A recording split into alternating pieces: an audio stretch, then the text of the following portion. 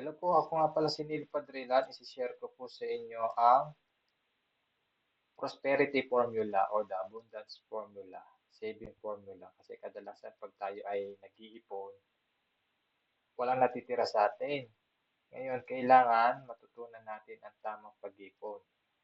So, merong formula yan. Ito po, 10-20-70 rule. Sekreto ng pay yourself first para sa mas maayos na kinabukasan. So, kapag sweldo na, sino ang nauuna? Ikaw ba o bayarin mo? Diba?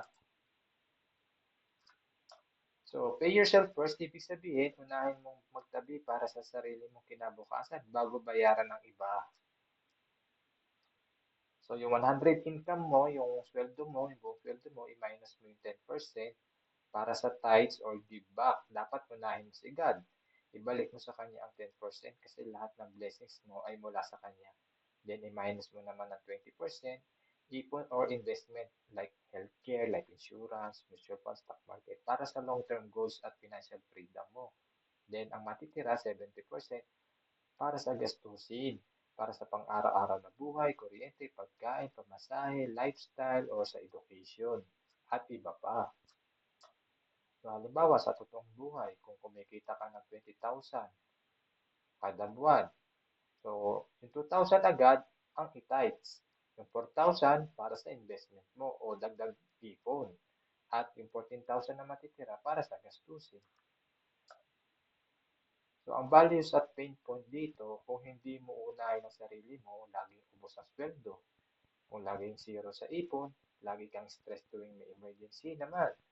Ang pay yourself first ay disiplina para hindi ka tumanda na walang laman ng bulsa. So, simulan mo na kahit maliit, kahit 50 pesos, 100 pesos, o 10% ng sahod mo. Basta pay yourself first. Tandaan, mas mabigat ang buhay kapag wala kang ipon kaysa sakripisyo na pagtatabi ngayon. So, follow me for more.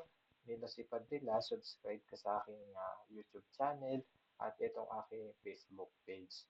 So, start now at be part of IMG community para ma-execute mo siya. Magkaroon ka ng access sa investment like healthcare, life insurance, stock market, at makapag-build ng strong financial foundation. At yung strong financial foundation, abangan nyo yung aking susunod na video paano mag-build ng strong financial foundation.